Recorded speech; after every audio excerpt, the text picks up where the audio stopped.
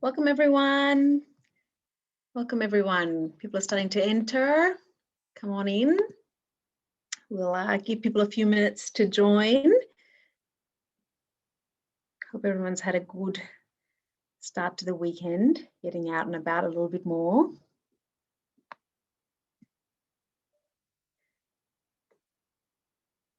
Welcome, welcome everyone. Thanks for joining us this afternoon. We're just giving everyone a couple of minutes to join us as people flow into the Zoom call. You can see the numbers rising, which is excellent.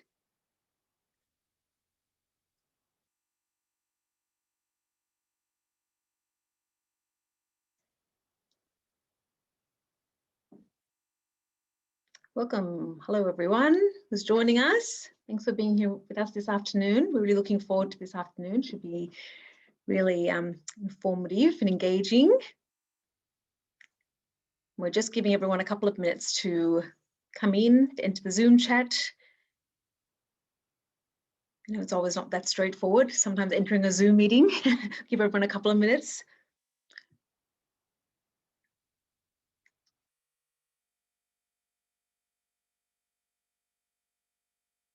Welcome, welcome. Welcome, everyone. Yep, more people are still coming through. This is the Zoom equivalent of the doors being opened, people coming and taking their seats. Great to have you with us this afternoon.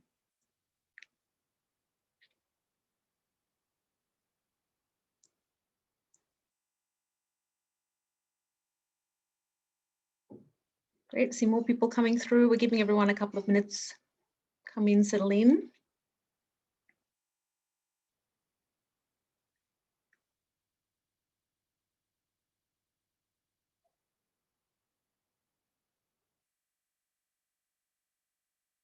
Welcome everyone. Let us know if you have any problems with any of the Zoom functions. You feel free to enter any issues or feedback you have in the chat box at any time. Hopefully it's all working fine for you. We're giving everyone a couple of minutes to come in. We've got some people saying hello. Hello, Judith. Welcome. Feel free to say a few hellos, everyone, in the chat as we get started. Be nice to be meeting in person and having a cup of tea or coffee at this time, but so are the times we're in. We've had to be adaptable and flexible. Hi, everyone. Hi, Andrew. Hello, Julie. Welcome, welcome, and Tom. Welcome. Still seeing some people flow through. We'll give them just a couple more minutes and then we'll get started, and I'm sure we're going to see more people come through. Hi, Melanie. Great to have you here.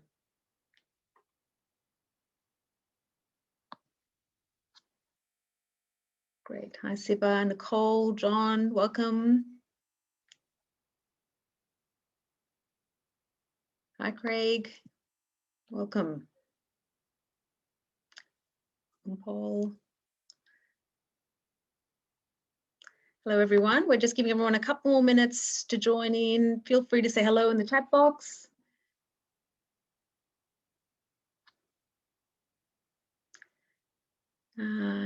Great. Hope you're all having a good Saturday. Good to get out and about a little bit more. Weather's been quite generous to us today as well, as restrictions are easing. Welcome, everyone. All right, we'll get ready to get started. Hello, Jenny. Hello, Jenny from Sydney. Yes, we're going to get some people interstate as well. Welcome, Jenny. We appreciate you being here. Let us know if there's anybody else from interstate. Feel free to say hello.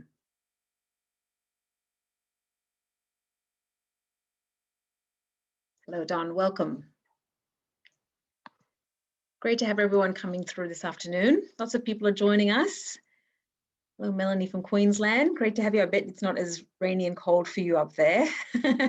Great to have you with us.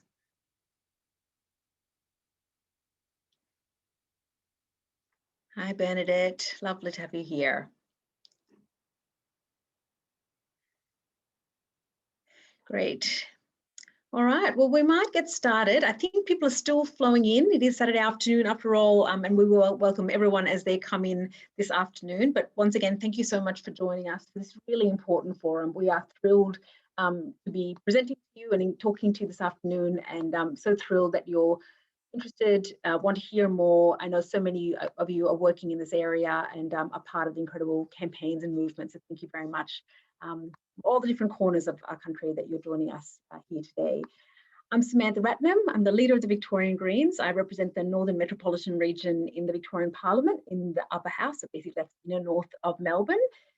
So pleased to be hosting this forum today with some incredible speakers, and of course we're looking forward to hearing from you and your questions and entering some really great discussion as well. And great to have so many people here. We had so much interest in this forum, which is really affirming for the momentum that's building around a number of the matters we're going to be talking about this afternoon.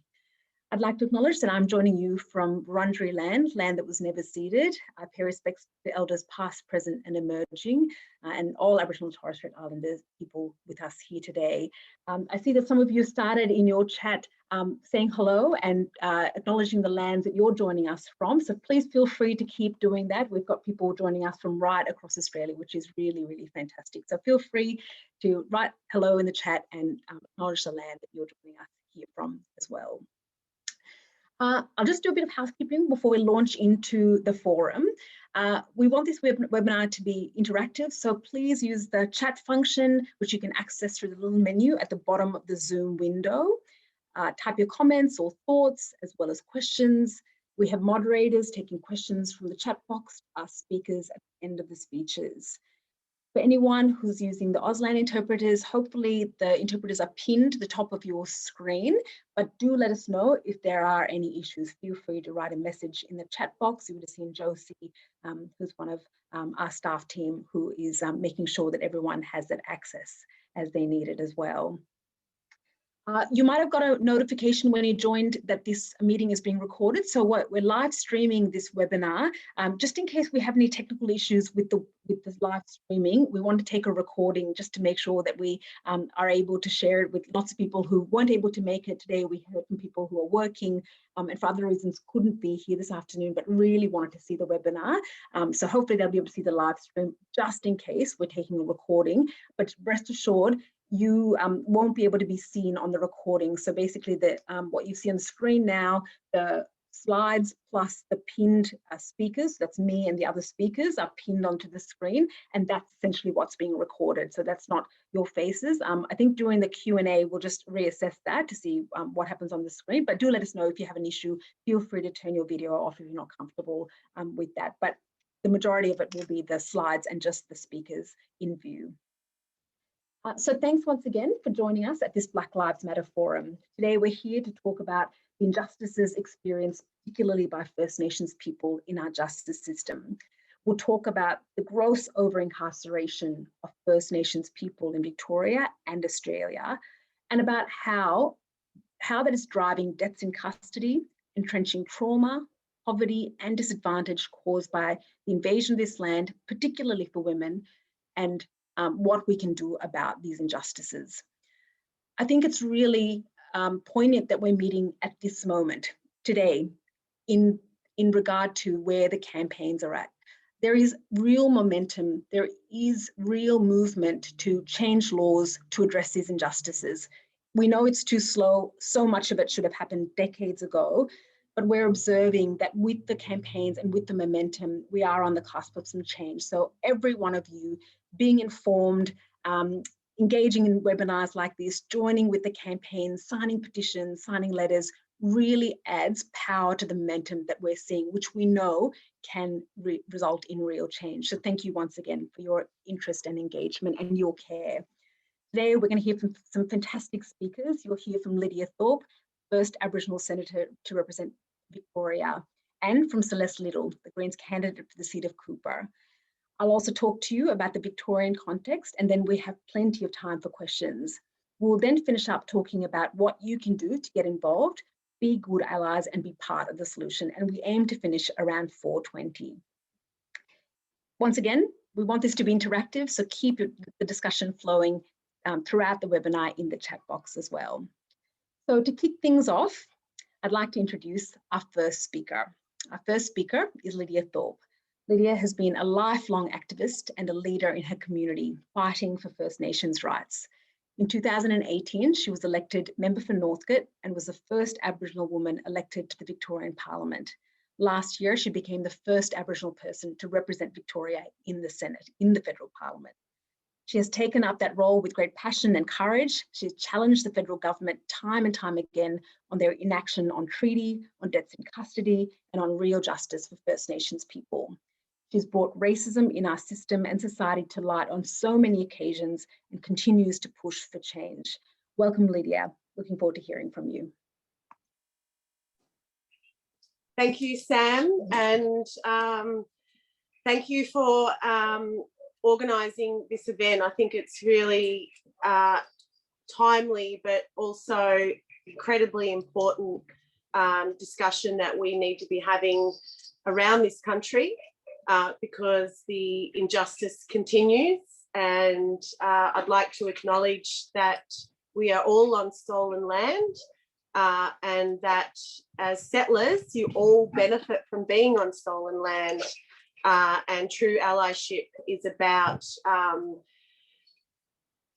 looking at what that means for you personally and how you are decolonising and how you are paying the rent for being on stolen land, because after all, we are the landlords and you are the people that have been living here for rent-free on stolen land for over 200 years. So I'd like to acknowledge particularly the Wurundjeri people on whose land I'm on today, who've maintained their survival, their country, their culture, their song, language and dance, and who are free to and willing to always give us a piece of that, which I think we need to also reflect upon each time we do acknowledge country, because it's not just about acknowledging country. And I've been calling this out in the Parliament, where they start off with their prayer and then they do an acknowledgement to country. So I'm holding these people that acknowledge country at the highest level to actually have an understanding of what that actually means. It's not just a few words or a tokenistic gesture to make yourself feel better. It's actually a responsibility that those that are acknowledging country have to ensure that they are not just acknowledging, but that they are respecting and that they are doing the right thing by blackfellas in this country. Otherwise, we need to start unwelcoming people and we need to start telling people to stop acknowledging us when they're killing our country and they're killing us at the same time in the best ways that they can think of, which has been part of the colonial project. So thank you. Now, deaths in custody. Because of the ongoing effects of colonisation, land dispossession, forced assimilation, enslavement, forced separation of families, and attempts to destroy our cultures and languages, First Nations people have and continue to be subjected to racist government policies and community attitudes, many of which are rooted in our violent dispossession. Deaths in custody are a symptom of the bigger issue that no one wants to talk about. It's a symptom of colonisation. So is removal of children. Everything that we're dealing with today is a symptom of the effect of colonisation.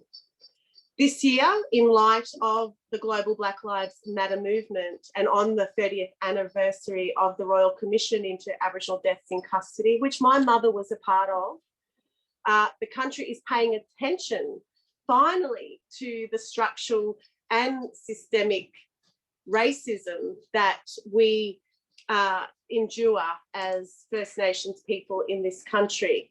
The barriers that successive governments and parliaments have built to keep First Nations people away from power and decision making. Just last month, I sat in Parliament listening to the government talk about how good their budget was. Their budget did not have any significant contribution of public money to the ending of over-imprisonment of First Nations people, resourcing closing the gap agreement, properly funding legal assistance services, commitment to raising the age of legal responsibility, or implementing the recommendations of the Royal Commission into Aboriginal deaths in custody. It's not that they don't get it. They've had the recommendations from numerous Royal Commissions and coronial inquiries for years, but they just don't care. They don't care. They don't care about much except for themselves. In a year when Black Lives Matter movement grew globally and at home, with a clear call to dismantle systemic oppression and racism, it is time to listen to the voices of grassroots activists and advocates on the front line, dismantling these systems of oppression, our people and our communities. And I pay respects to these strong women here. It's always Black women that wear the brunt in our communities. It's always Black women that pick up the pieces and pull it back together. So I just want to acknowledge Celeste, sister, incredibly staunch Black woman who's, you know, endured so much, particularly on your Twitter and your social media accounts, but also to Sam, who I had the absolute pleasure and honour to work with, and yeah, the incredible bravery that that you have, and that you've also taught me. Being the leader of the Victorian Greens as a Black woman is something in itself, and I just want to thank you for all the work that you've done, Sam. So because we have the solutions, we've always had the solutions, right? We've been managing this country for thousands of years until the colonisers rocked up on their boats. We have the solutions in this room. They're in and with our communities. Our people have the solutions to ending deaths in custody. It's just that governments have chosen not to act. They have deliberately chosen to not prioritise us and our lives. Ask any blackfella out there in this country and they will tell you what the solutions are. We need culturally appropriate services. We need programs that focus on the strength and beauty of our cultures and connect our people to culture. And I've seen that in my lifetime when our mob, particularly our young people, are connected to culture, they are less likely to hit the justice system. And now we're seeing, you know, a number of programs that the media have picked up highlighting that, but we've had those solutions for a long time. The beauties of our culture connect our people to culture, country, and our laws and each other. And the law of this land is something that everyone can benefit from if they understood it and obeyed by it. And that is simply, don't destroy the country that you're on. You have to protect it. When you talk to kindergarten children, they understand that. But when you talk to the Prime Minister, he has a real problem in understanding that. In fact, most of the LNP, and I would say most of the Labor Party. But that's another story, and that certainly ain't in my speech. In this country, we are jailing 10-year-old children. I have my nephew here at the moment, and he's turning 8, and he's Black, and he's proud, and he is about to enter a stage in his life where he's also at risk because of the colour of his skin. We entrench our babies in the criminal legal system early, and they punish them for not rising out of the quicksand of the criminal legal justice system after we've kicked them into it. Above all, we want and we need self-determination, the right to freely and properly self-determine our futures and our relationships to the settler colonial state on our terms. Which is why this moment in our history is important, as this is why we need everyone to come with us and work with us for the change that we need to make. We all have a responsibility here. It's not just a Black issue, right? For Black Lives Matter to truly matter in this country, this needs to be more than a trending hashtag. Just like freeing the Billawheeler family, you know, we saw Labor coming out, particularly Jed Carney coming out, hashtag free the family. Well, you know, the votes don't add up to what Jed is saying. So this is about action, and this is about change. And a change to the Constitution is not going to free us at this point in time. It must be a reckoning. It must be a transformation, and we can do that together. What is best for us as first people of this country is best for you. Everybody benefits. If we benefit, you benefit. But that big change needs to start with us, with everybody listening today, all of us, and having heavy conversations like the ones we're having now.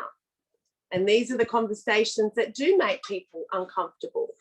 But these conversations are part of the journey of healing and ultimately a united nation where everybody is a part of society instead of being bottom rung, if you like. And that's how we're being treated in this country for far too long.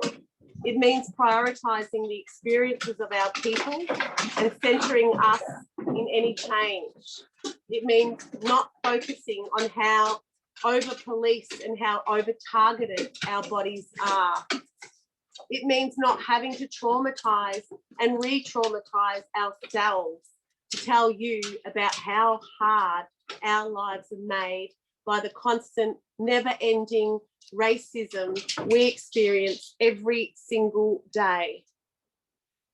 Believe us, believe our experiences of racist policing, of mourning our loved ones when they die in the criminal legal system. Understand what we are telling you. Often, always, we are asked to demonstrate how racist the police are, as if our lived experience can be reduced to cause like a case study, a headline, or facts and figures. However, just believe us. You know, we've been saying it for 200 years. Start from the premise that we are saying what we are saying is true, because we live it every single day. We need to face up to the real work that's needed in this country to reckon with our past, heal, and move forward together. The Labor Party this week in Parliament was going on about putting our people into this country's constitution through a referendum process, as if being in the constitution is going to end racist policing or deaths in custody.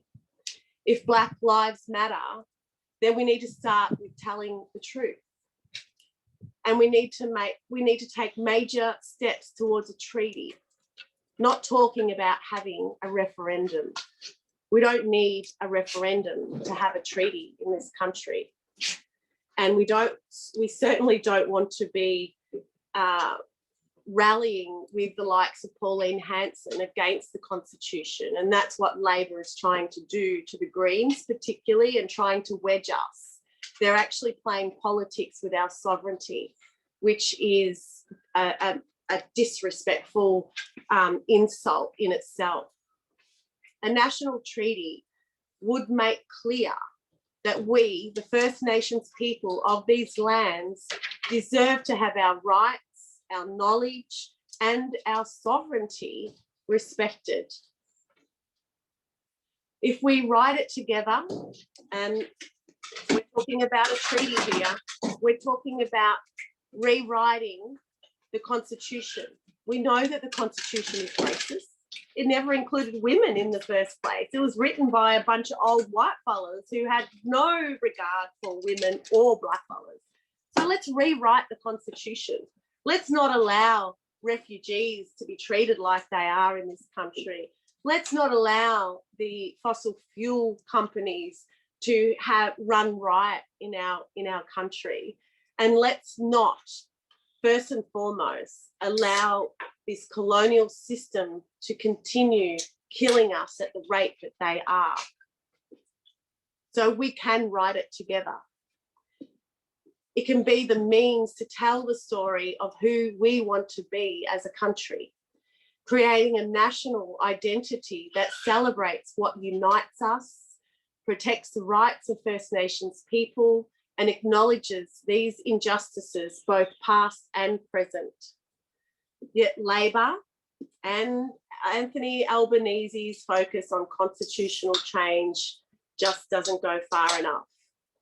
We cannot make Black Lives Matter through a few word changes in a constitution that does not speak for us. Why would we be satisfied with changes to the colonizers' constitution? Now we're talking about the white fellas law that's come here just over 200 years ago, over the oldest law of the land in the world. Why do we want to jump into the Constitution and become nice little neat Indigenous Australians? Well, Labor are happy to go down that path and we're not. And that's the difference that the Greens Party have amongst all of the parties in that place, because we speak for the people. We are a grassroots democracy.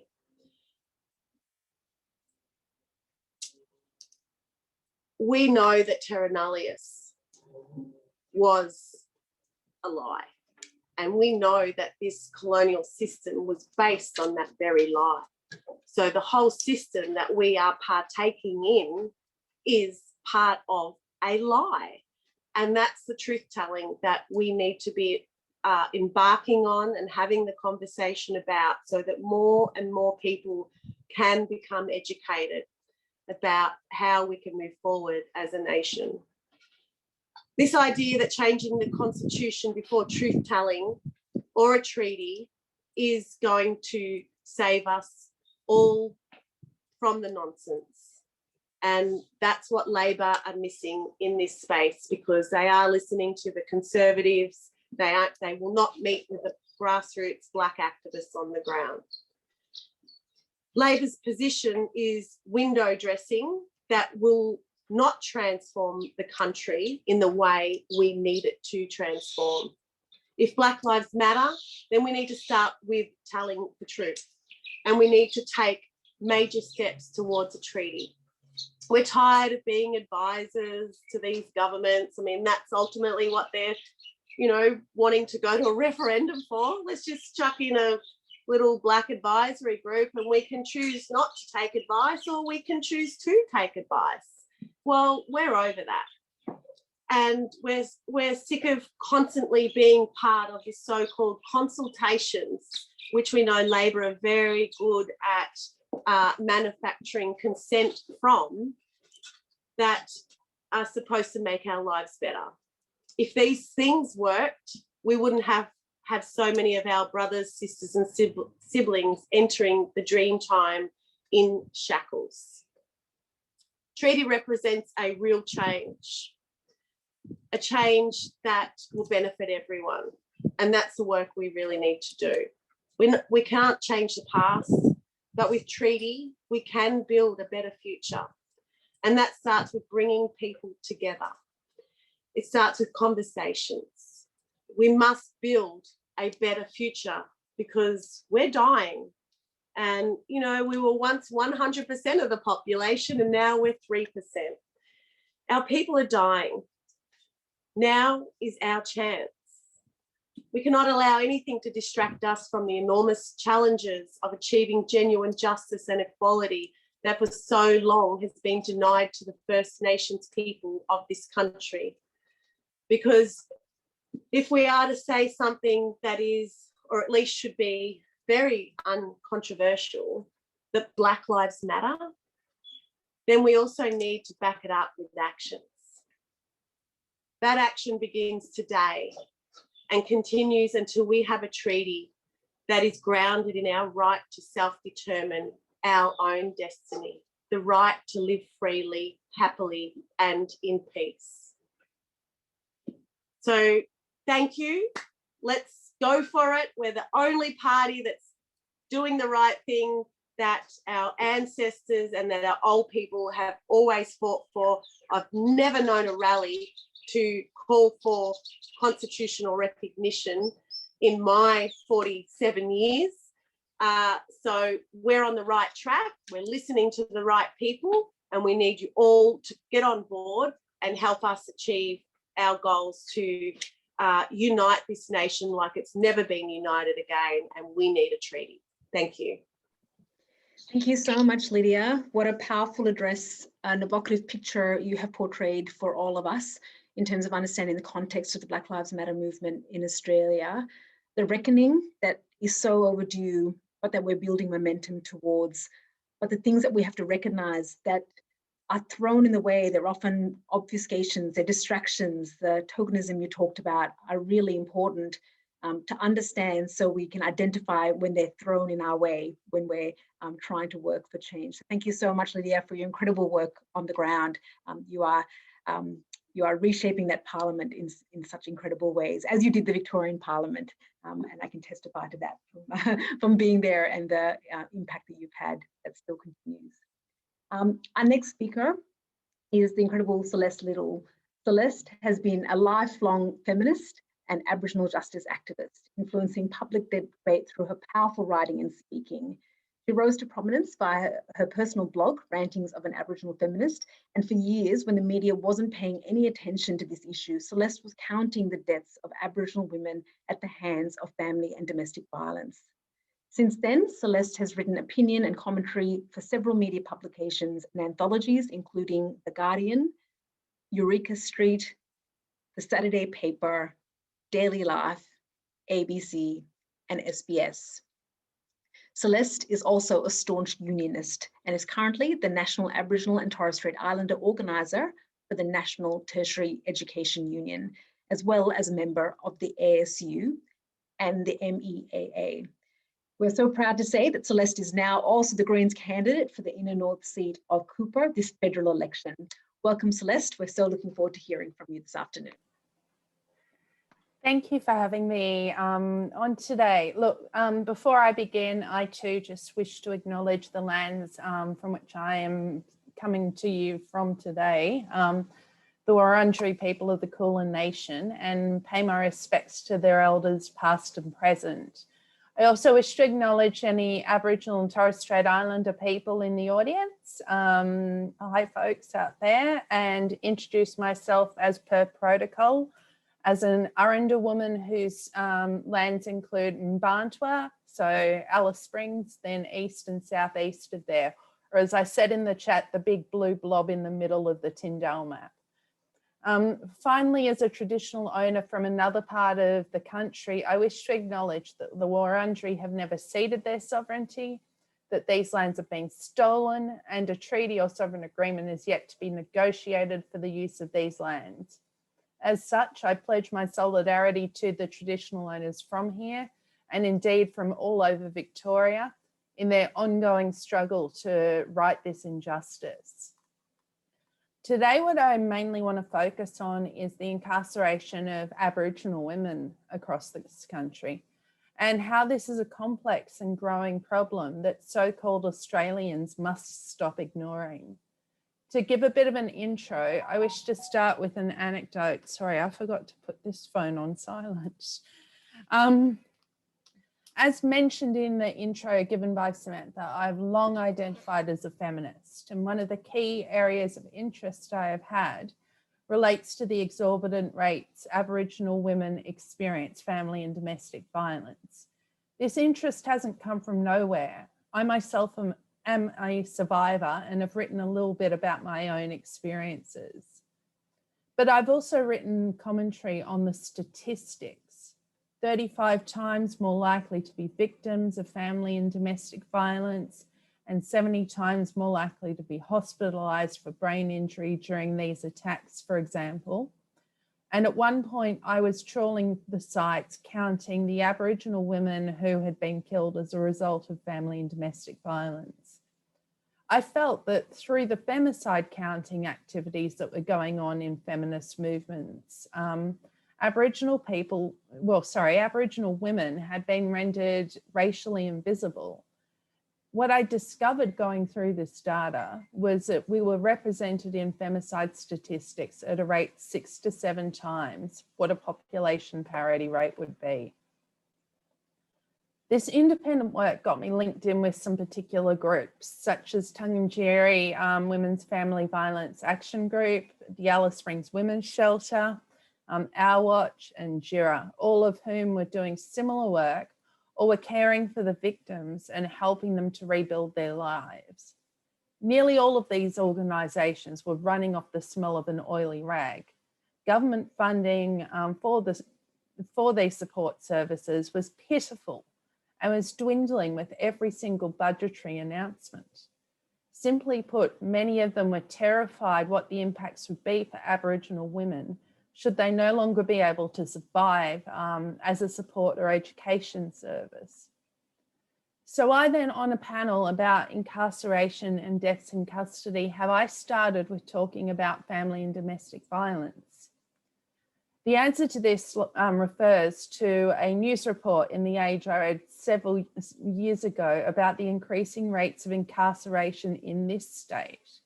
It noted, for example, that Aboriginal people were making up about 8% of the Victorian prison population and that this number was climbing.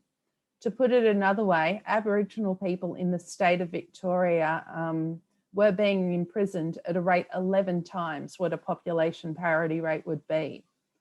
Aboriginal women were noted as being the fastest growing prisoner population in the country. Yet at the very end of this report was a small anecdote. It told the story of an Aboriginal woman who'd been in a domestic violence situation in Melbourne and who had called police for assistance for her and her children. Due to this, the police held her in custody for a couple of nights with the excuse given that there was a lack of available safe accommodation for her to go to. So here, in the progressive state of Victoria, at least one Aboriginal woman has been imprisoned purely for seeking domestic violence assistance. My question when reading this was, how many others do we not know about in this state? In a report done by Hayley Gleeson and Julia Baird for the ABC in 2019, it was noted that across Australia, Aboriginal women made up 34% of the women's prison population and were incarcerated at a rate 21 times the rate for non-Indigenous women. When it came to all incarcerated women, academic research by Rowena Laurie and Wilson and all had noted that between 70 and 90% of these women had been victims of domestic, family and or sexual violence. Now, when you think about the statistics, I noted earlier that Aboriginal women are 34 times more likely to be victims of family and domestic violence. It is therefore completely reasonable to make the assumption that most, if not all, Aboriginal incarcerated women are survivors. Of course, we know this in practice. Most people by now know the story of Ms. Dew, a 22-year-old Yamatji woman who died in custody after she was imprisoned to work off fines and ended up dying during her third visit to the South Headland Health Campus, as her serious sepsis and pneumonia symptoms had been repeatedly dismissed by the attending medical professionals and by the police. What is frequently forgotten about Ms. Dew's case, though, was that she was a victim of domestic violence. On the day the police arrested her, they were attending her residence because they'd received a report that her ex-partner had breached an AVO and there was a domestic disturbance going on inside. Instead of offering her support and safety, police saw a poor Aboriginal woman, took a punt on her owing the state money, ran her name for confirmation, and then just locked her up. Australia is a country that allows these human rights abuses to happen again and again. 10 months after the inquiry into the death of Ms. Dew, retired academic Peter Clark rung the Melaleuca prison in Western Australia because he'd read a report that another Indigenous woman who had called for assistance during a domestic violence incident, this time a single mother of 5 children and a carer to another 6 children, had been locked up in Western Australia for unpaid fines. Mr. Clark was trying to pay the fine that the woman had been locked up for, who had been unnamed in the original Guardian report, so that she could be released back to her family. When he finally got someone sympathetic on the other end of the phone, they weren't sure which Nyungar woman he initially meant. Apparently, according to that person, 6 to 7 Aboriginal women were brought in for this exact reason every single day. Organisations such as Sisters Inside began raising funds to release as many of these women working off fines as possible, whilst concurrently agitating for the law, which was incredibly discriminatory due to the fact that it targeted underprivileged and Aboriginal women the most, in Western Australia to be changed. In a 2-year period, Sisters Inside paid thousands of outstanding fines for so many locked up Aboriginal women. The law, however, in Western Australia only finally changed last year. My point with all this is to highlight a common thread. When Aboriginal women are victims of crime, we often end up criminalised.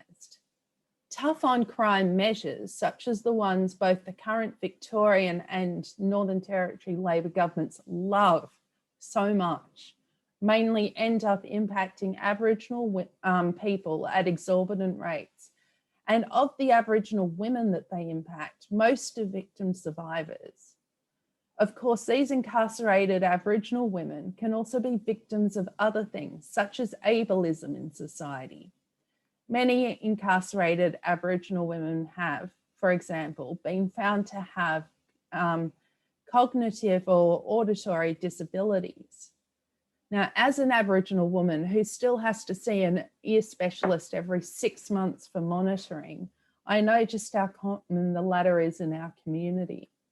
In a report into mental health and cognitive impairment done by Heffernan et al. 8 years ago in the New South Wales prison system, it was found that 52% of the Aboriginal women prisoners had a psychiatric history and over 37% had made suicide attempts. Also in New South Wales, the death of Rebecca Marr shocked many. Marr was taken into protective custody when police assumed she was intoxicated after she'd stumbled into traffic. Yet Marr had a history of heroin addiction and was using methadone to get herself clean. I, like many here, I assume, believe addiction is a medical condition and not a crime, and that it should be treated by society as such. The toxicology results following Marr's death revealed a lethal mix of alcohol, methadone, and benzos, which had led to her death. And had police sought medical attention, instead of just locking her up like so many other Aboriginal women have been, she, like Ms. Dew, may still actually be with us. Yet we don't need to be talking about medical conditions to talk about the police making wrong judgments. Until February, public drunkenness was still a part of the criminal code in this state. And I have to acknowledge the Greens for strong statements that they made in support of this law change. Yet it never would have happened, unfortunately, without the aggrieved family of Tanya Day fighting so damn hard for this change, which had been part of the recommendations of the Royal Commission into deaths in custody 30 years ago. The reason this recommendation was included in the first place was that, as Chelsea Watego has highlighted in some of her academic work, Aboriginal people have been disproportionately targeted by state public drunkenness and public nuisance laws, leading to our over-incarceration. In Tanya Day's case, she was taken into custody for being asleep on a train. She had fallen asleep because she'd had, as most Australians would call it, a few too many, and had a long journey ahead of her to meet her daughter at the other end of the line. Day even had a valid ticket on her. So why then was the ticket inspector's instinct to call the police when he came across a sleeping Aboriginal woman rather than just leave her be for a bit? Why was it the police officer's instinct to take her into custody rather than just let her continue her journey or take her to hospital? Why did the police fail after they'd locked her up to conduct the required amount of checks to ensure that Day was okay? Why, when she was lying on the floor after knocking her head seriously in the cell, did police just leave her there for several hours? I'd say racism, but of all of the questions I've just asked the audience, the coroner only found the ticket inspector to have used unconscious bias in the form of racism. The entire situation is racist and never would have happened had the woman sleeping been a middle-aged white woman. So to conclude, I just want to make a few points. The first is that tough on crime measures are not the answer. They are merely racist dog whistling performed by a country unwilling to examine its history and come up with plans for a better tomorrow.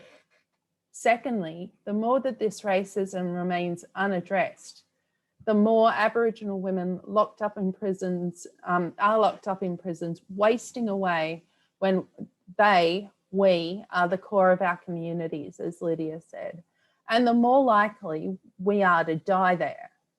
Thirdly, we'll never end deaths in custody if we never examine both Australia's racism and its love for the prison system. I know the latter is a big ask for a country which prides itself on being settled by a bunch of people England no longer wanted to deal with because they were mainly too poor, too focused on the rights of the working classes and or too Irish or Scottish. And has since turned this criminalisation of those people onto these landscapes, onto the original peoples. But there also has to be a time when we grow up as a nation. As Lydia says, I too believe that this answer lies in an actual truth-telling process and treaties. Until all this happens, though, Aboriginal women will continue to be treated as criminals rather than the incredible self-determined people we truly are. There's so much work that needs to be done to change all of this. Thank you. Thank you so much, Celeste. What a powerful portrayal of what systemic discrimination looks like. The layers upon layers that it's built into, some of it unquestioned, still escaping the awareness, as you talked about, in terms of the coronial inquiry. You know, the findings made some headway into finding of unconscious bias, but then all the other layers that were missed through that, it just shows how much more work there needs to be done. So thank you so much for your work in this movement and your powerful kind of illustration of the layers of discrimination that our First Nations women continue to face. I'm now going to talk to you a bit more in detail about the issues in relation to the Victorian context and what Aboriginal organisations are calling for and what the Greens are doing about it in Parliament. A lot of the laws related to the over-incarceration of First Nations people are actually state laws, although there is a strong role for federal leadership and national cooperation, which has been sorely lacking, as Lydia spoke about. In Victoria, next slide please, in Victoria, there are many laws that need to change to fulfil the recommendations of the Royal Commission into Aboriginal Deaths in Custody. And much of the specifics of how to implement the vision of this report today has been identified by the Victorian Aboriginal Legal Service and Change the Record, who've courageously led much of the advocacy in relation to reforming the Victorian justice system in recent years. There are many things they have identified that need to change, but two of the most important reforms they have identified are reforming our bail laws and raising the age of criminal responsibility to 14 years of age. But before I go on into those law changes, I want to set the context a bit more in relation to Victoria. When it comes to Raise the Age and that campaign, many of you probably think about the Northern Territory when you think about Aboriginal over-incarceration and the ill treatment of children in the justice system. But unfortunately, Victoria also has a terrible record on this, and it's getting worse. Last week, a landmark and damning report was also released by the Victorian Commission for Children and Young People. It found Aboriginal children and young people in Victoria are disproportionately targeted by the police thanks to a culture of over-policing and surveillance. It found they're more likely to be arrested or detained, more likely to be sentenced by the courts and for longer, and more likely to be removed from their families and communities. They're also coming into contact with police at a younger age. While the raw numbers are small, the overrepresentation remains stark. They found Aboriginal kids make up 15% of children and young people on a community order or in prison, despite making up only 1.5% of the population. Not only are Aboriginal children hugely overrepresented, their experience with police and the prison system can be traumatizing. I want to go through a couple of the quotes from the Commissioner's report because it's rare to get a Commissioner being this forthright and speaking to the heart of what's found. So I think that in itself speaks to what's happening. This first quote, and I'd like to read from the text of the report, states that over 70% of the children and young people the Commission consulted spoke about racism, mistreatment, or violence by police. These allegations raised significant human rights issues.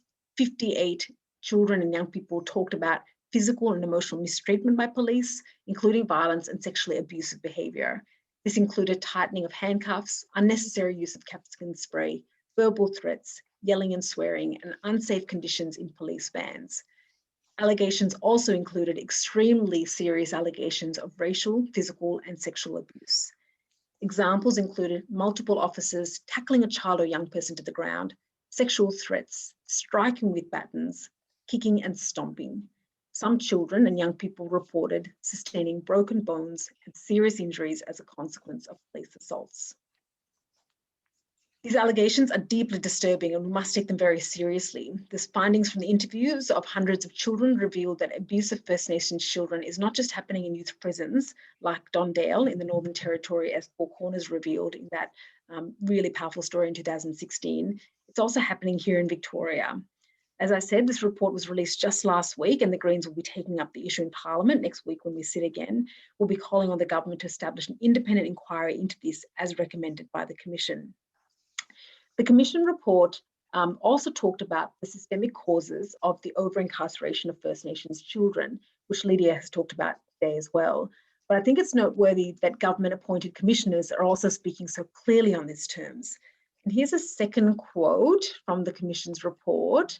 Again, I think it's worth reading from the report just because of how powerful it is, and it's rare that the Commissions go this hard. And the quote is, Aboriginal children and young people in their communities have been targeted by the state in an unbroken chain of harmful interventions since early colonisation. For many Aboriginal people, these state-inflicted interventions have directly caused generations of trauma and broken connections to country and community. The devastating consequences of this have led to inequalities in life experiences, including a high prevalence of low educational attainment and earning, housing insecurity, unequal health outcomes, and early mortality.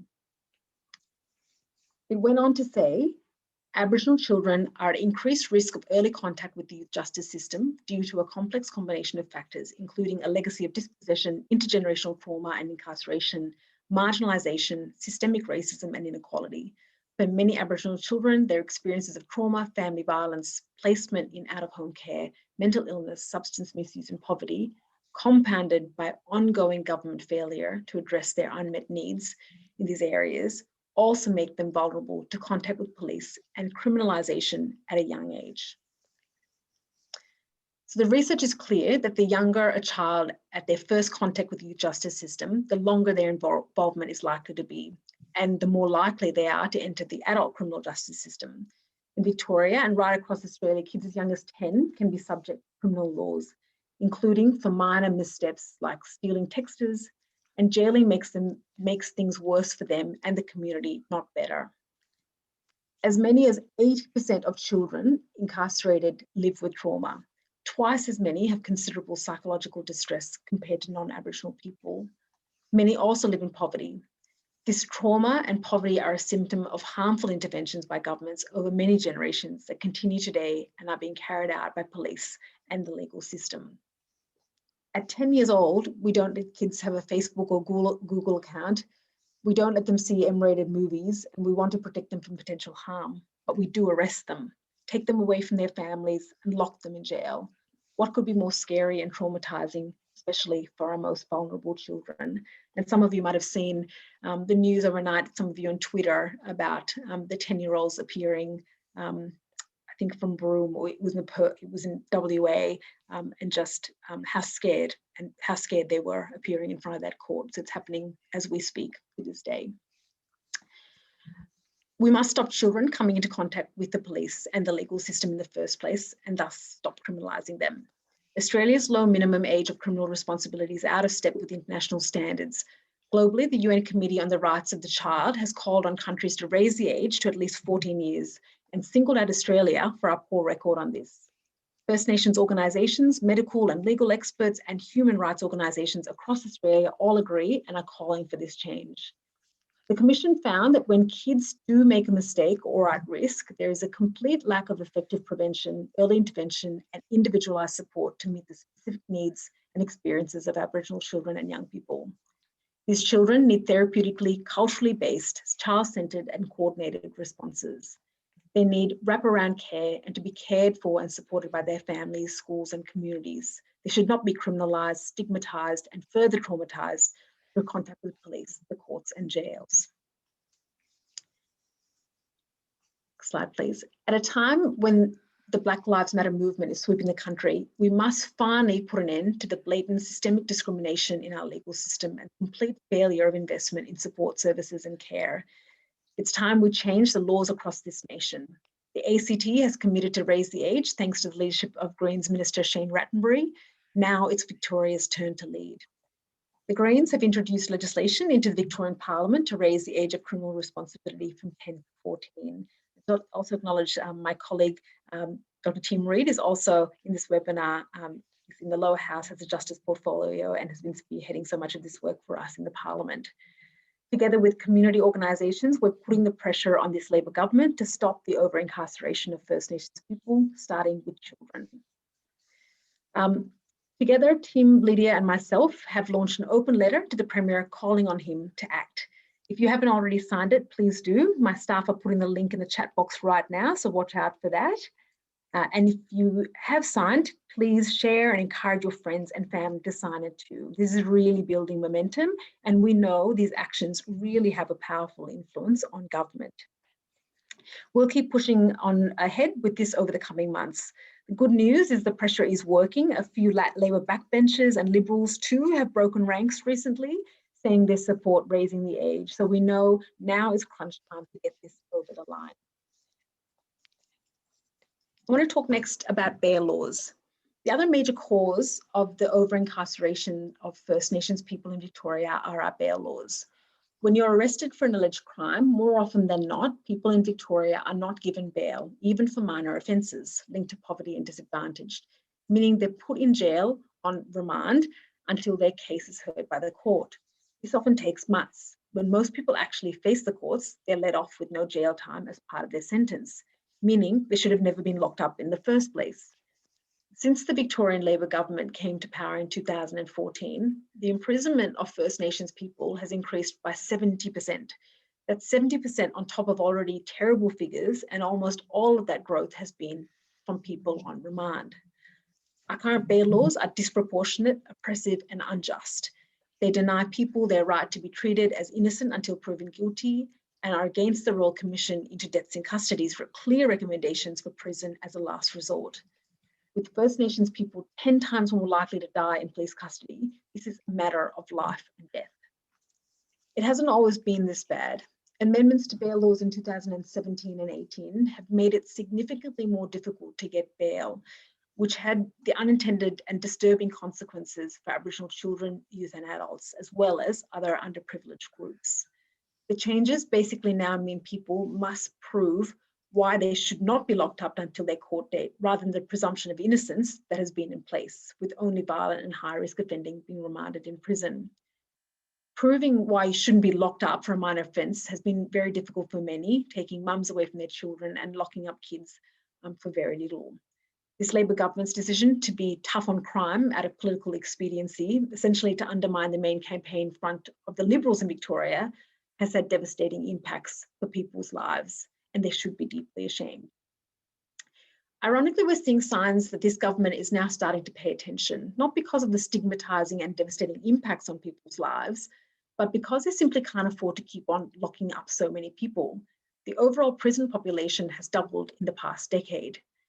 Because of these exponentially rising prisoner numbers, much of the growth being in the remand population, the Andrews government has been forced to spend nearly $3 billion to expand or build new prisons. They have spent or committed $1.8 billion to build new men's and women's prisons, around $400 million so far on a new youth detention centre in Cherry Creek, and about $670 million to expand Ravenhall Men's Prison. The operating costs of having to keep a growing prison population have also tripled in the last decade to be around $1.6 billion a year and rising. Despite this record spending, leaked high official confidential reports have revealed that it is forecasted under existing policies the prison system will again be over capacity by 2024, just a few short years away. This would require another $1.8 million in men's prisons and would escalate spending to $3.5 billion per year to operate the prisons. Sorry, that was $1.8 billion, $1.8 million. When questioned about this growing cost, the government recently revealed it is considering options to reduce the number of people imprisoned and thus the cost to taxpayers while still being tough on crime. Pretty astonishing for a government that boasts to be the most progressive in Australia. So, to the solutions. In response to this crisis of over-incarceration, Aboriginal-led organisations like the Victorian Aboriginal Legal Service and Change the Record have been campaigning to change the laws. The Greens have also introduced a bill into Parliament to change bail laws in Victoria so that only people who pose a violent risk to the community are locked up on remand, not people committing minor offences. Please get behind our campaign to change these laws. Again, you can sign our petition calling for this and other important changes to the law to stop over-incarceration, and my staff are putting the link in the chat as we speak now to that campaign. And I'll just finish up today by saying that we know we can do so much better than this. First Nations people's lives must not come at the cost of political expediency to look tough on crime. Black lives matter, and we must show leadership and courageously face the racism inherent in our system since the invasion of this land to stop the over-incarceration of First Nations people and the associated deaths in custody. We must do this while strongly pursuing the solutions that will change the fundamental problem of this country that has caused so much hardship, that we are standing on stolen land and have built our prosperity on stolen wealth and stolen lives. We must break the cycle of trauma, racism, and impoverishment. We must make treaties with First Peoples of this land so they can finally self-determine their future with land, water, economic security, and power. Thank you so much for listening. That was some context of what's happening in Victoria, how we're continuing both inside and outside the Parliament to push for change. Interestingly, we've had a couple of recent changes in ministers in the government, including a new Attorney General, new minister who's looking after the prisons. And with that comes some opening, and it's been good to see some pressure mounting on those new ministers and some sense that they're a bit more open than their predecessors to change. So that's why now is a particularly powerful time to really amp up these campaigns, because the possibility for change is hopefully at our fingertips. So now we move to question time. I know everyone's been doing lots of listening, and there's been lots of really great commentary and questions in the chat box. Thank you so much, and keep it coming, everyone. If you haven't already put your questions in the chat, please do so now, and I'll start asking some questions. I'm just going to go to the Q&A box. Mind me as I go into the little session. If you want to get up and stretch your legs and move around a bit, I know if you've been sitting for a long time, please do so. This is a good time to do so. Right, let's go to some questions. So there's a question from Mark. I might start off with this one. And welcome our panelists, and Tim Reid might jump in as well. The first question is, what changes to our police forces, particularly Victoria Police, need to happen to respect the demands of the Black Lives Matter movement? Does anyone wish to jump in to start responding?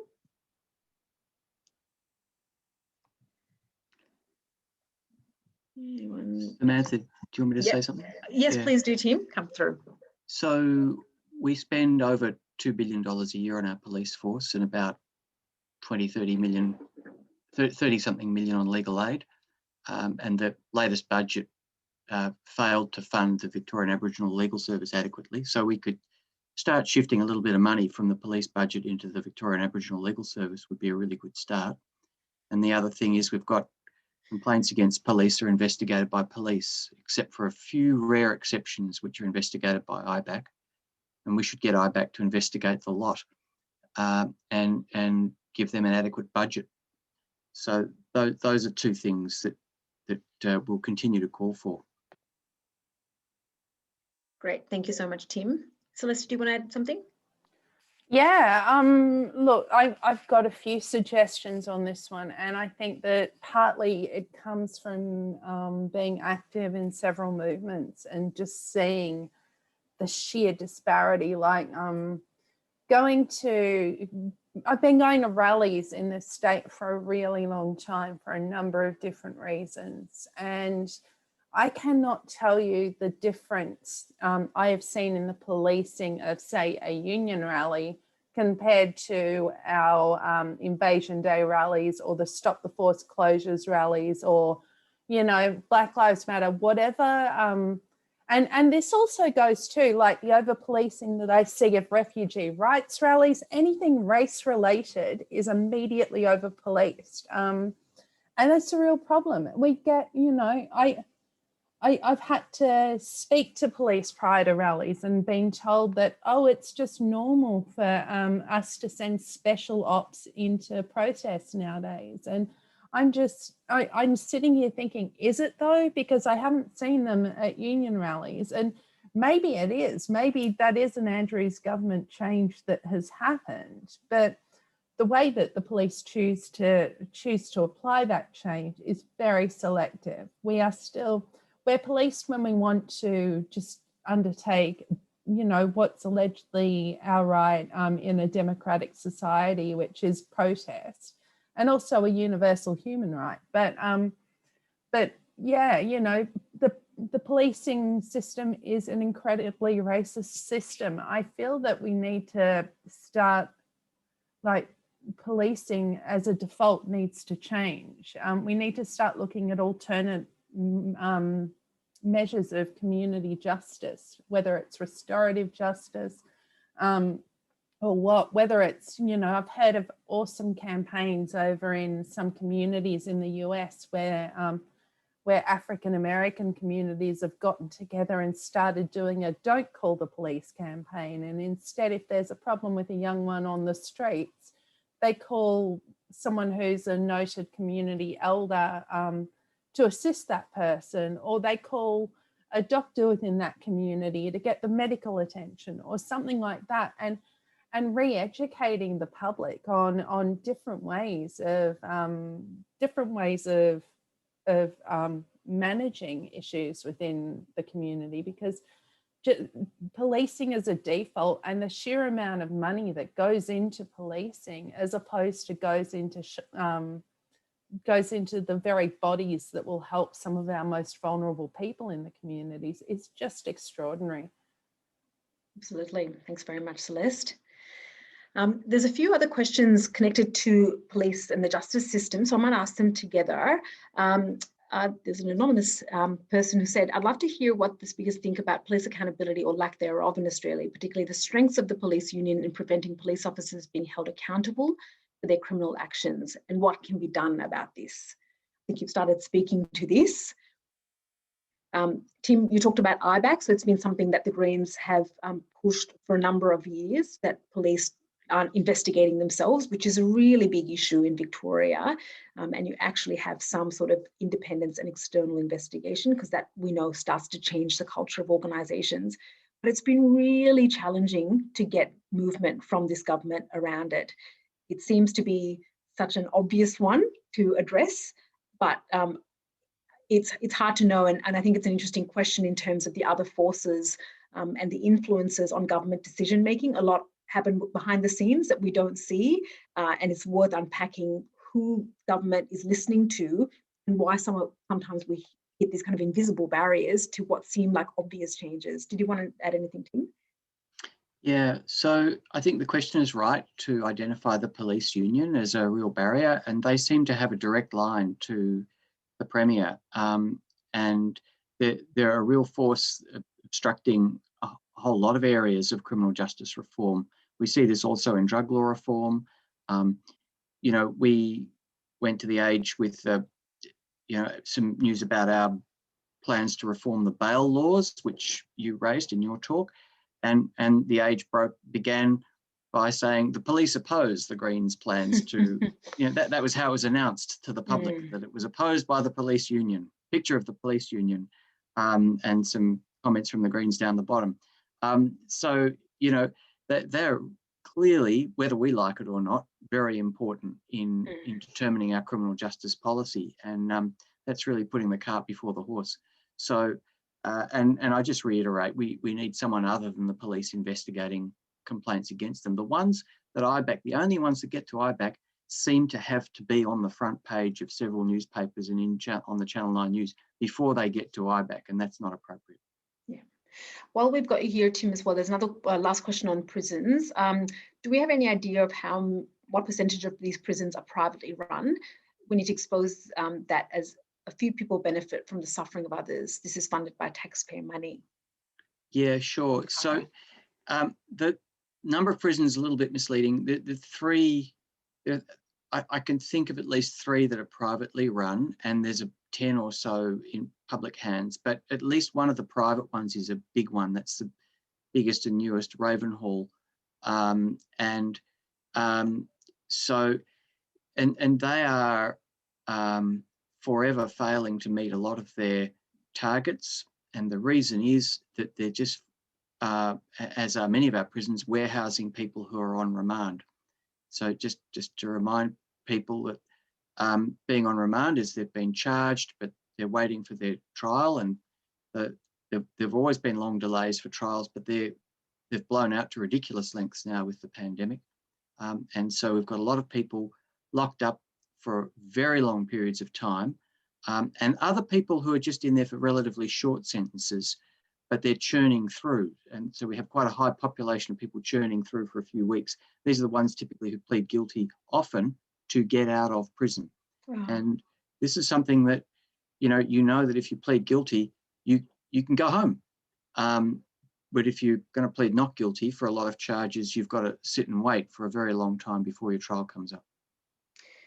Thanks very much, Tim. We might move on to some other questions. Can I just add to that?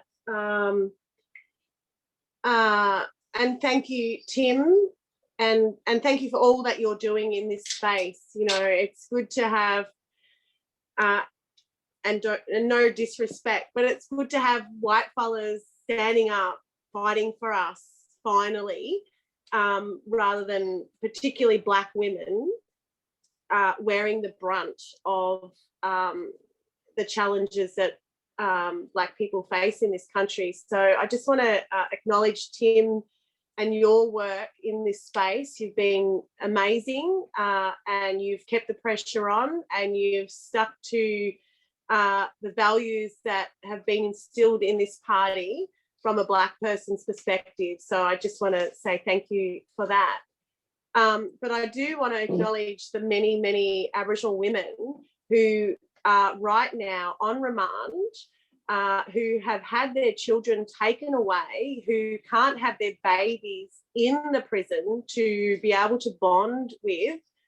And, you know, because we don't have a women's remand centre in Victoria, they sit in maximum security prisons and have had their children taken away whilst they are on remand. And we've had an increase of over 500% of incarceration of Black women just in Victoria. So, you know, if that's not screaming Black Lives Matter, then I don't know what is.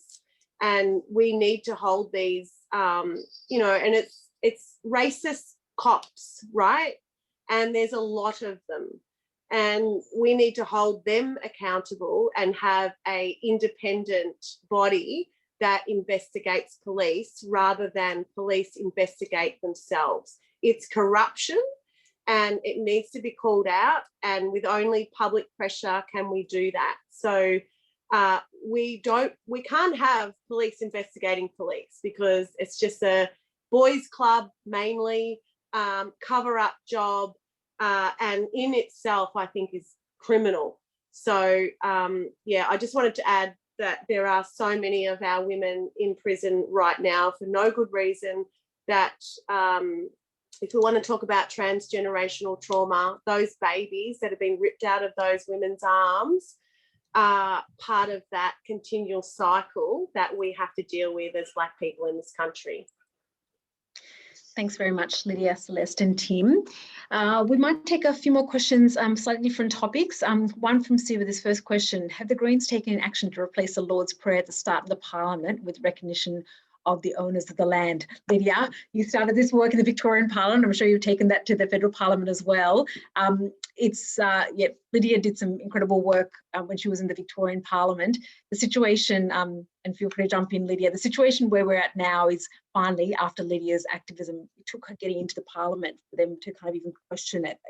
It's Victorian Parliament particularly is quiet. It's got so many archaic rituals, and even the way the whole building is designed and decorated, you know, is so colonial, and it's this unquestioned. There's so much unquestioning of how it impacts First Nations and speaks to our history.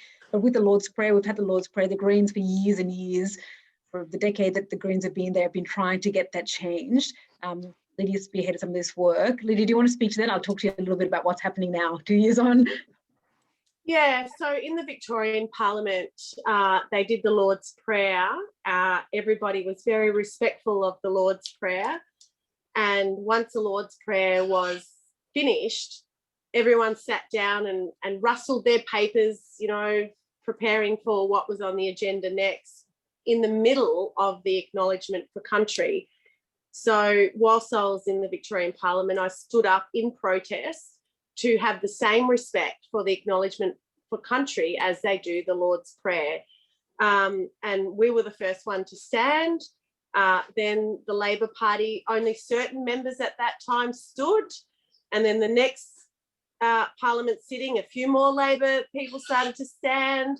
And then the next Parliament sitting, everybody stood. And it was like, oh my gosh, people are like starting to get it. In the federal Parliament, they do stand silently and respectfully for the acknowledgement for country. But I suppose I'm taking it to the next level in terms of, why are you acknowledging country when you're stabbing us in the back and taking our children and killing our people in the prison system? Please don't acknowledge country if you don't mean it. And I'm calling out what an acknowledgement to country actually means. And I've had a number of Liberal senators, particularly, who have been freaked out by my attack on the acknowledgement for country, but at the same time have an understanding as to why I'm saying it. So, you know, they don't fly the flag in the chamber. They find that, you know, highly offensive and highly uncolonial, if I can say that. So that's another fight. But at the same time, you know, when we look at the police stations, particularly around Victoria, who are waving our flag, I don't want anyone to wave our flag or acknowledge our country if their ulterior motive is to continue to kill us off. So that's where I spoke earlier about what that actually means. And for anyone who ever does an acknowledgement, please understand what that means for us. Thanks so much, Lydia. Now in the upper house in Victorian Parliament, after that change had started in the lower house, as Lydia talked about, it kind of happened over a few days, the wave of just that kind of recognition and acknowledgement of what was going on. We do have an acknowledgement of country every day. At the start of, even a couple of years ago, it was just once a week. People would rustle their papers, sit down. Now it's every day, everyone stands, except for our least favourite Conservative, Bernie Finn, who sits in the corner in his protest. That's the next tranche, you know, we'll take that on in due course. But, you know, they're really important actions because it increases the awareness and recognition of just how much kind of unconscious bias, unconscious discrimination, and, you know, it's borderline. It's generous to say some of it's unconscious, actually, continues to this day. Maybe we should make a "I am a racist" flag for Bernie Finn to wave every acknowledgement time. Yes, he might just do that. Thank you, Lydia. We might move to a few other questions. So on the topic of family violence, domestic violence, Andrew asked this question, and Andrew says, sorry, I'm not that educated on the topic, but what societal changes do First Nations people require to prevent reduced domestic violence issues? More education about domestic violence, separate investigatory bodies, etc. So it's an open question. Does anybody want to start? Celeste, do you want to start?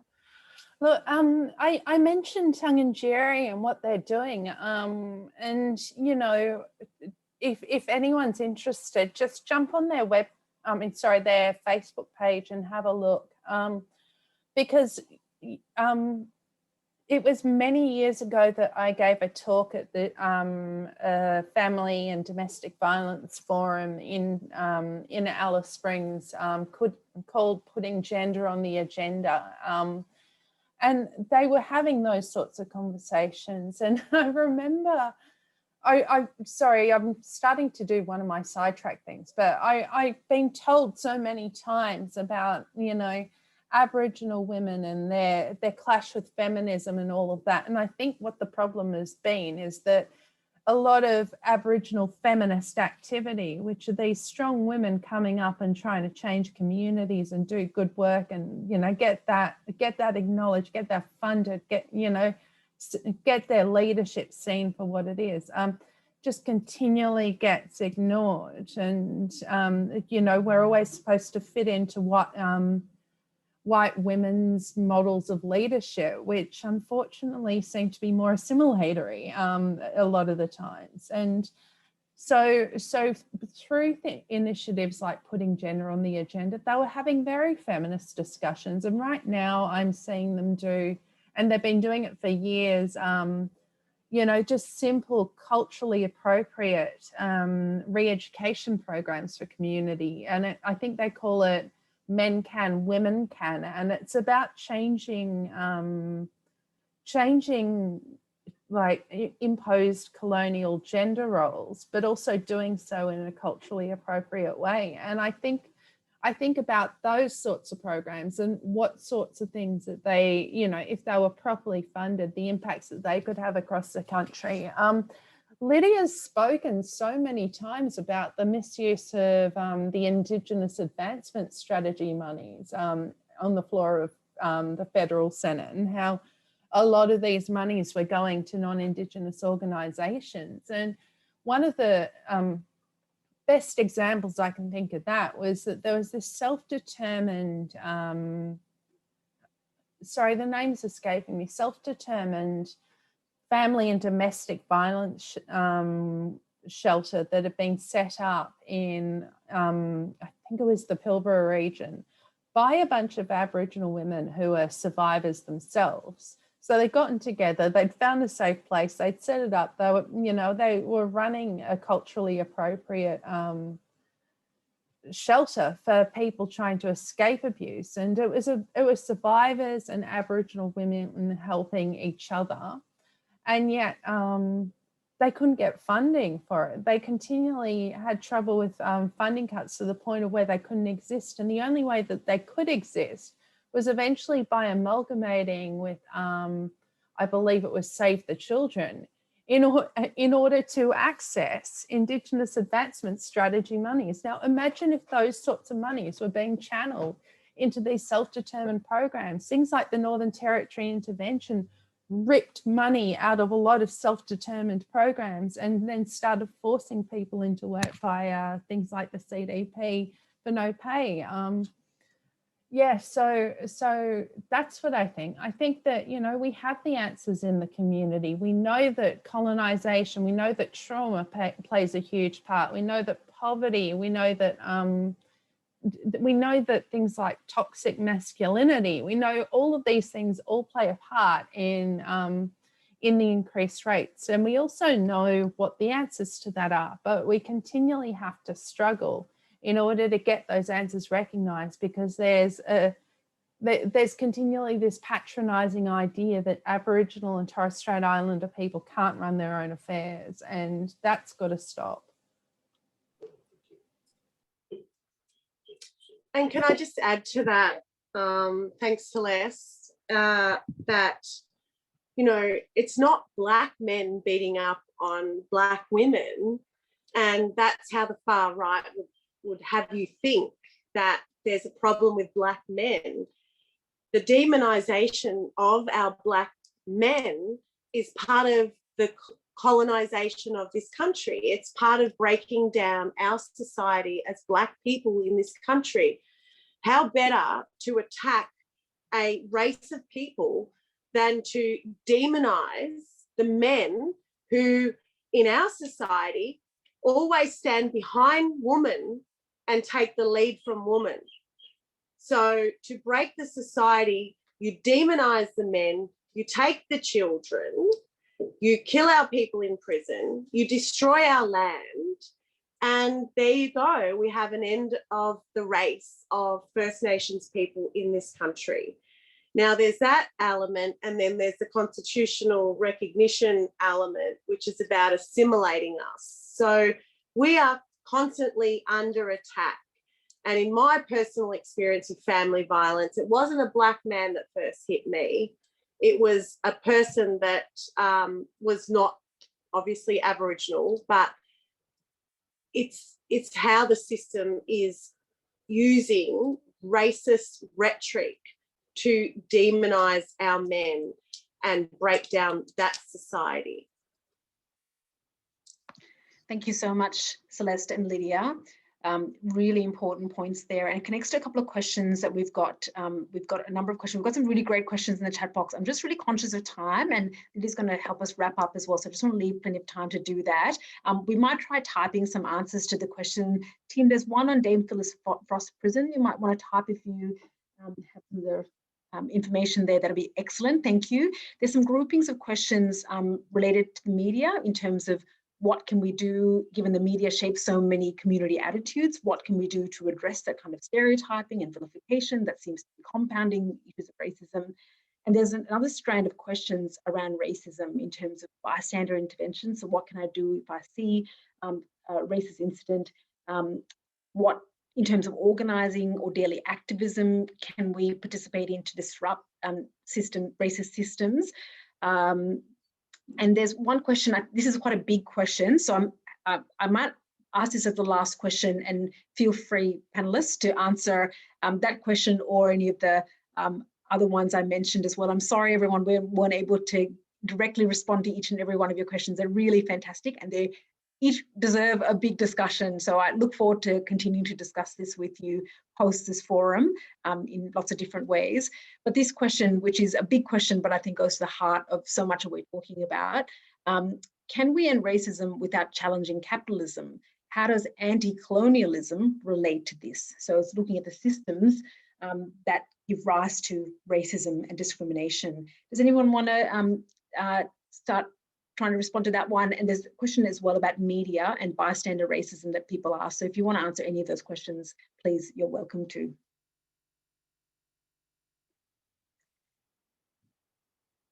Anybody want to jump in? It's a big question, I know. Celeste, do you want to start? Look, racism and capitalism. I mean, I think they need to go hand in hand, because we need to.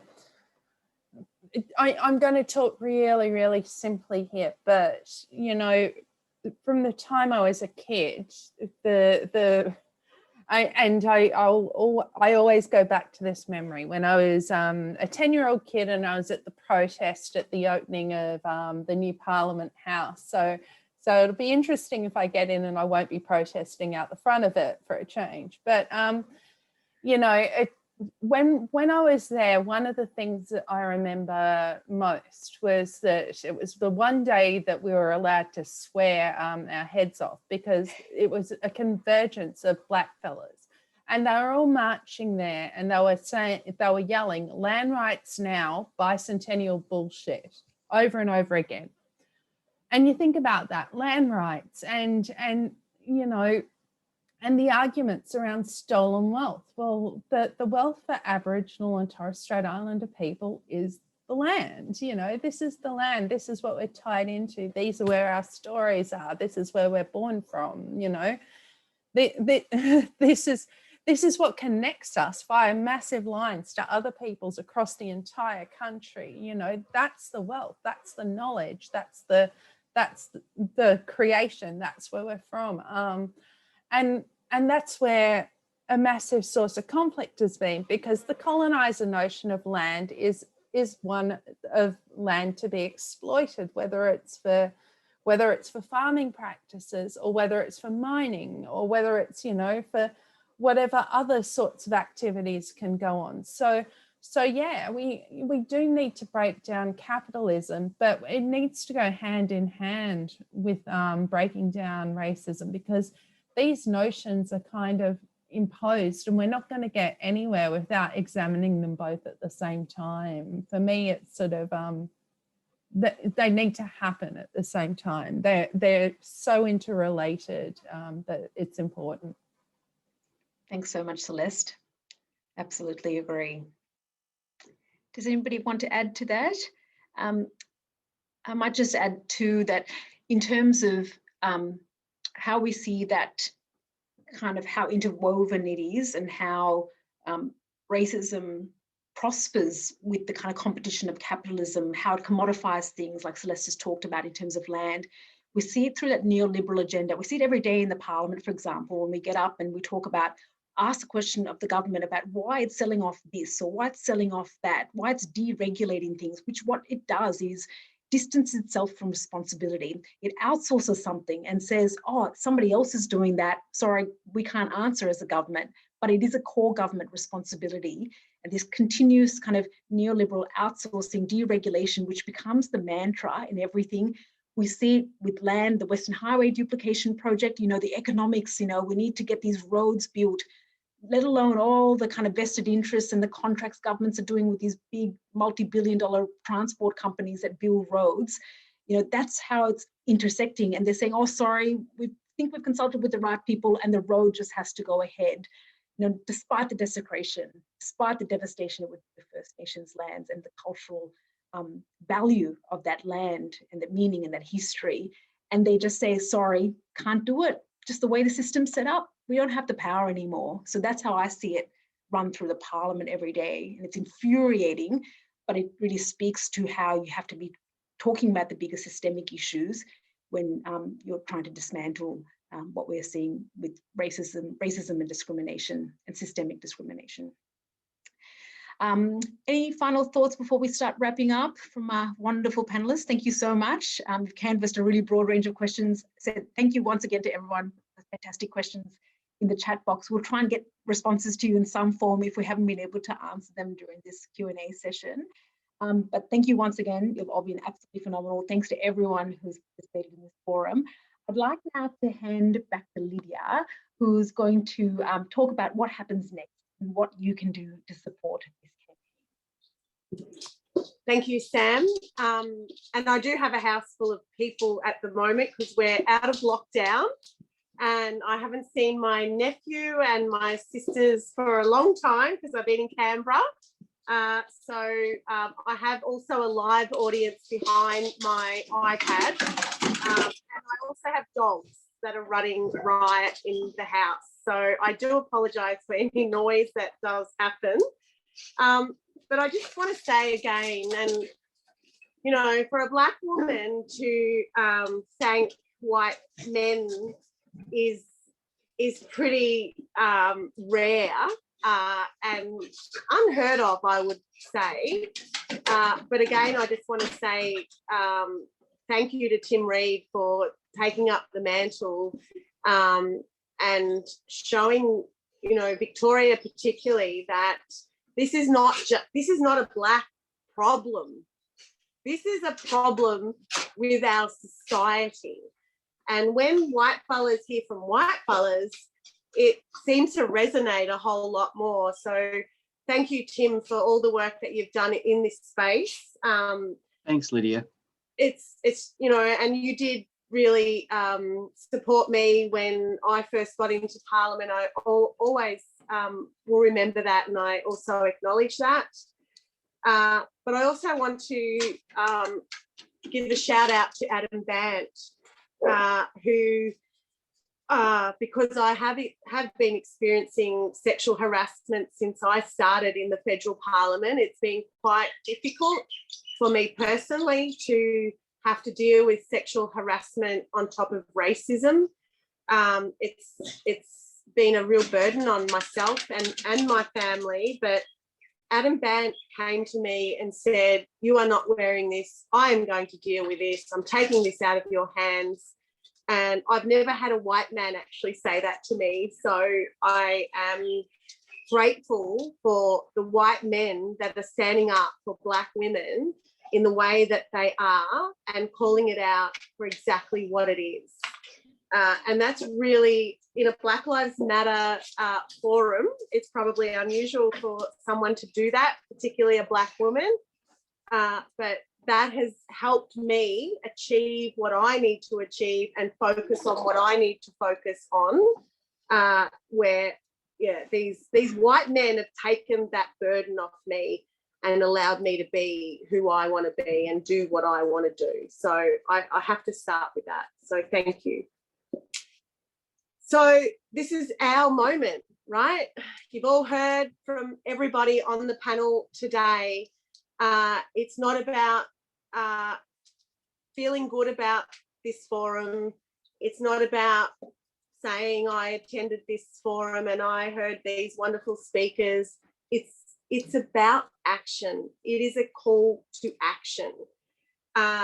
We can't continue to rally as allies on the 26th of January unless we actually do something about it as an individual person. You all have influence in your families, in your communities, amongst your friends, amongst your sporting clubs or social clubs.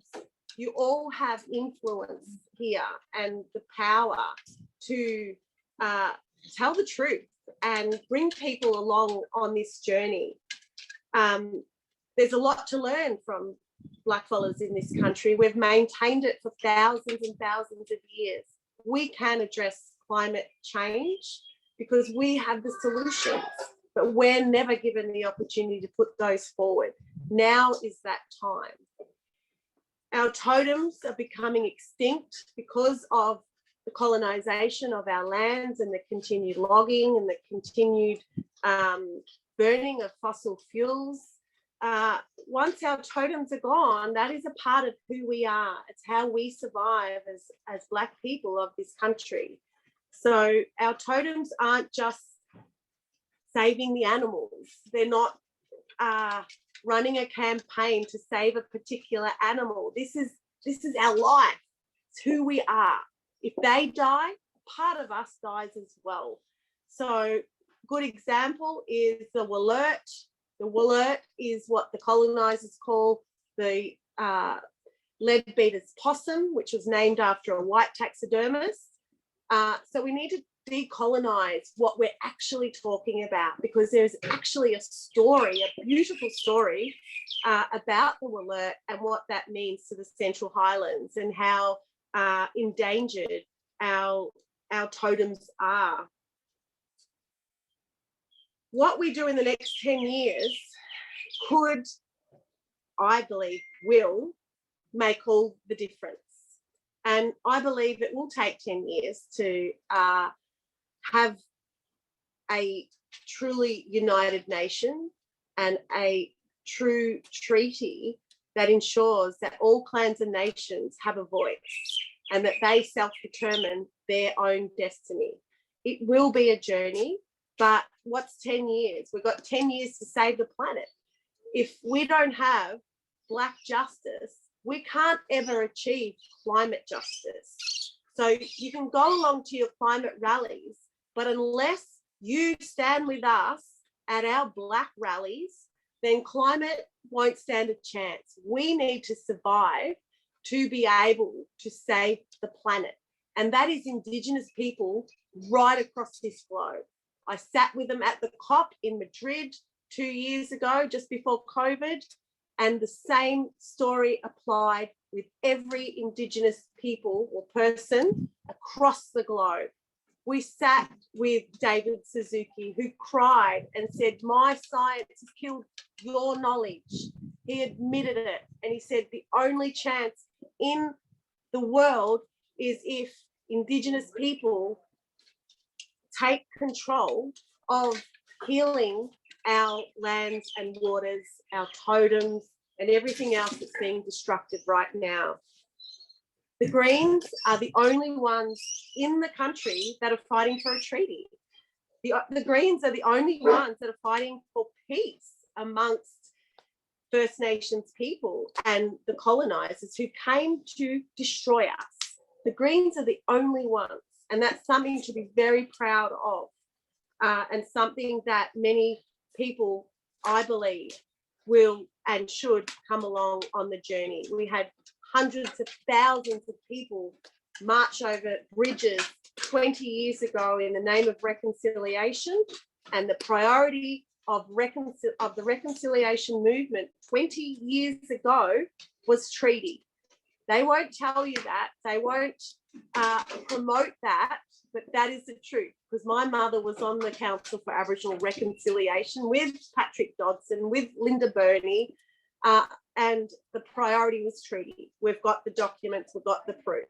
Why are we going to try and, go in other directions, such as constitutional recognition or changing the date or all of these, airy-fairy little kind of tokenistic gestures, when we can have a real treaty in this country? We can have our rivers, we can have our environment, like the New Zealand example, because they have a treaty.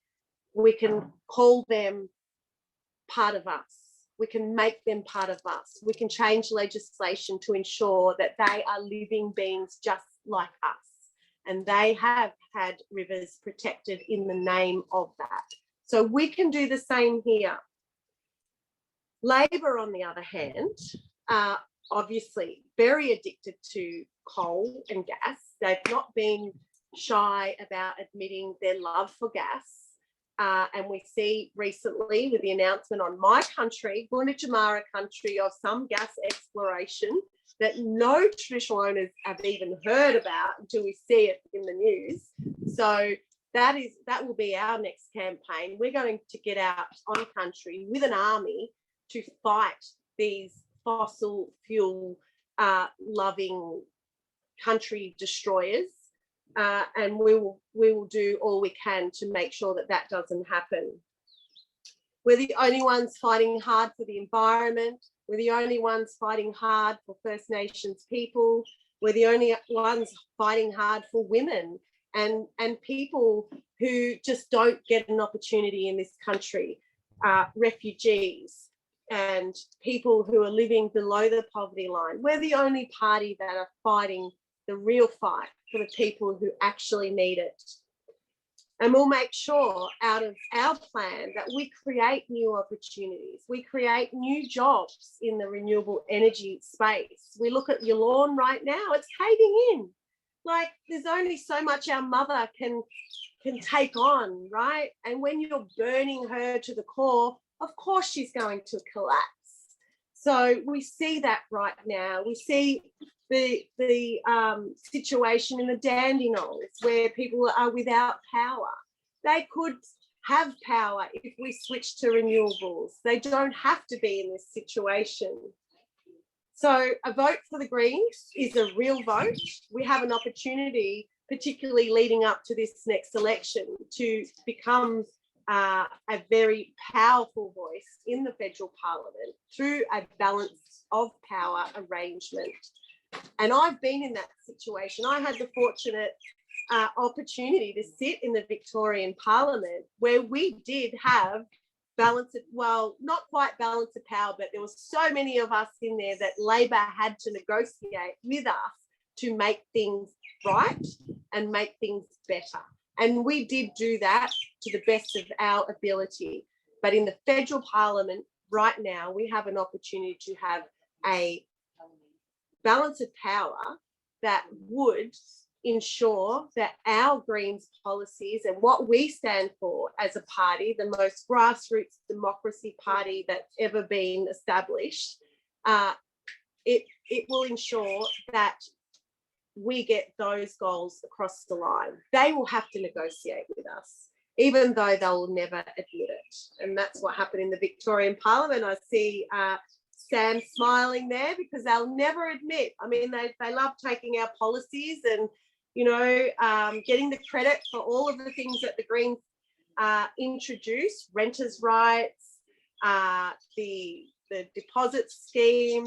You know, they run off with our policy and because they have the money, because they take dirty donations from developers and mining companies, they can run a better campaign. They can run better advertising. So they can steal our ideas and make them look like their own. And good on them, because we sit back with all integrity and watch these stealers of ideas promote what we've been saying to them for years and years. They wrap a beautiful campaign, an advertising campaign around that.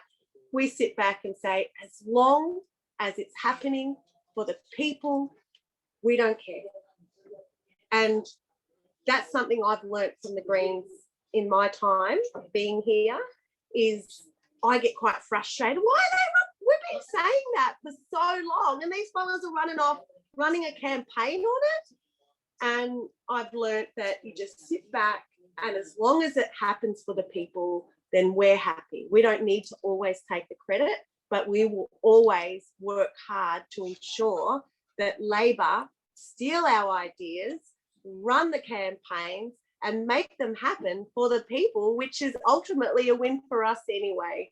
So don't be fooled by their big campaigns where they spend $10,000 a day for a truck to go down High Street, Northgate, with the big vote Labor, and we're the saviours, while the Greens have bikes running alongside the trucks because we can't afford it. I feel like we're the poor cousins, and I'm used to that in the community, because we are a force to be reckoned with. And it is now time, it is actually now more than ever, to not only get First Nations voices out there and First Nations justice, but this is about climate justice. This is about refugee justice.